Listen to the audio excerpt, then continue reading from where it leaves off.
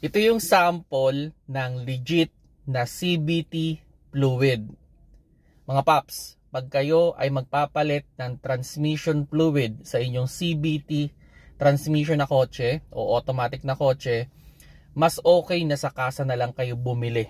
Okay? Although may mga legit seller naman na nagbebenta ng original, pero marami nang nagbebenta ng peke. Can you imagine ito, nasa 2.8 to sa kasa.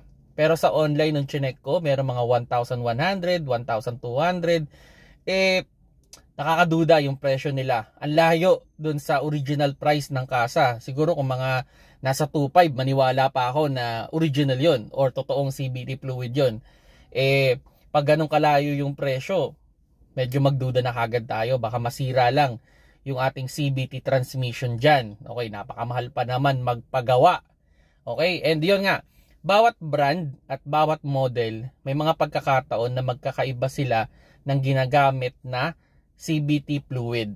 So, yun, maganda. Ibigay nyo yung inyong engine number o yung chassis number ninyo para maibigay nila yung tamang fluid para sa kotse ninyo. Okay? So, yung mga paps, no? Ano lang yan, advice lang yan kung sakali mang bibili kayo ng CVT oil para sa mga CVT or automatic transmission na kotse.